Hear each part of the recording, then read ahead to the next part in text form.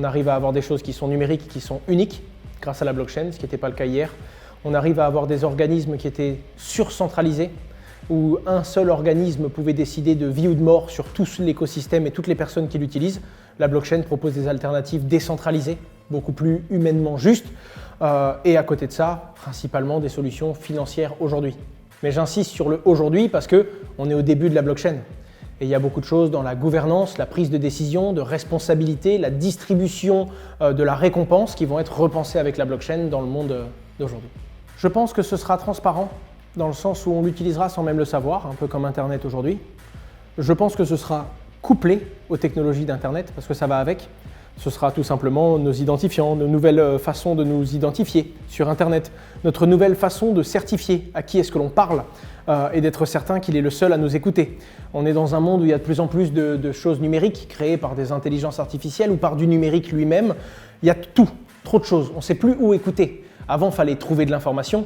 Aujourd'hui, il faut trouver de la bonne information. Un jour, on essaiera de se dire qu'est-ce qui vient d'un humain. Et je pense que la blockchain sera à l'origine de ça et va être l'une des solutions techniques qui va permettre de savoir qui je suis, qu'est-ce que j'accepte de mettre sur Internet, qu'est-ce que je possède sur Internet et qui est-ce qui consulte ce que j'ai créé. C'est délicat dans le sens où ça dépend, ça ne résonne pas de la même façon dans la tête de tout le monde. Il y a des gens qui tout de suite vont être pris par le truc, il y a des gens qui vont en rire, le côté je comprends pas, de toute façon c'est pas pour nous, c'est pas...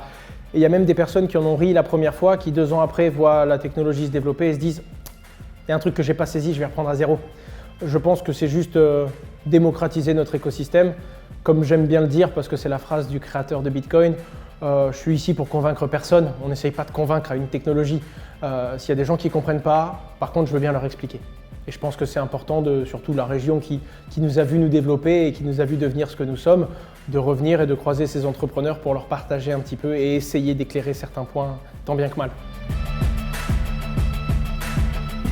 Prenez le temps. On a l'impression qu'il y a des opportunités, que c'est tout de suite. Des trains, il y en avait hier et il y en aura demain. Des opportunités, c'est exactement le cas. On pourra toujours en saisir une. Il faut prendre le temps, il faut y aller à son rythme. Et quand je parle de rythme, je parle de délai, tranquillement. Il faut se former avant. Et ensuite, je parle de montant. La meilleure leçon du monde, c'est de faire ses erreurs. Si on met beaucoup et qu'on fait des erreurs, on peut s'en vouloir toute sa vie et on peut ne pas se relever. Alors qu'en réalité, on peut tous mettre un petit billet pour apprendre comment ça marche, recevoir de la crypto-monnaie, développer son portefeuille, le perdre et se dire qu'on n'aurait pas dû faire comme ça. C'est pour ça qu'il faut essayer. Et pour essayer, il faut y aller très très modestement et comprendre que c'est quelque chose de nouveau, de complexe et qu'on a besoin de faire ces erreurs pour savoir réellement ce que l'on peut faire avec cet outil. L'humain va avoir une approche qui est très particulière. On n'a pas d'éducation financière dans notre pays, pas forcément. On ne parle pas forcément d'argent à la maison. On n'a pas non plus le même passé, le même passif et le même lien à l'argent. Pour certains, c'est un outil. On dit que c'est un excellent esclave, mais un terrible maître. Et je me suis rendu compte que toutes les personnes n'avaient pas la même non plus approche. Donc, globalement, je vais faire très attention quand je vais m'adresser à des gens qui sont jeunes, parce qu'ils sont principalement pas prêts à utiliser, à investir et à prendre ce genre de risque-là.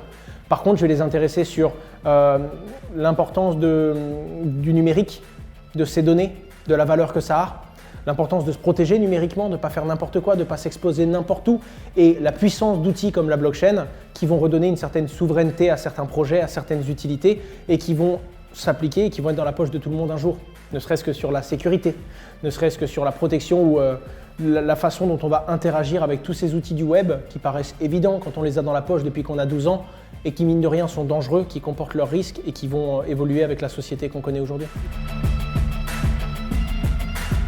Pour être franc, je ne connaissais pas particulièrement, je me suis naturellement intéressé, mais je me suis rendu compte que c'est ça qui fait les plus grandes forces d'entrepreneurs, c'est la connexion. Et non seulement la connexion, mais la connexion répétée. On peut mentir sur un rendez-vous, on peut mentir sur quelques mois. C'est difficile de mentir quand on voit une personne régulièrement, qu'on apprend à la côtoyer et qu'on la voit également dans les bons et dans les mauvais moments. Je pense que connecter des entrepreneurs, des gens qui non seulement ont des idées, mais qui savent également régler des problèmes, leur permettre de se côtoyer, d'échanger leurs valeurs, de voir les groupes qui se créent naturellement et d'ouvrir ce canal de communication constant, c'est le meilleur moyen de créer de la valeur à l'échelle locale.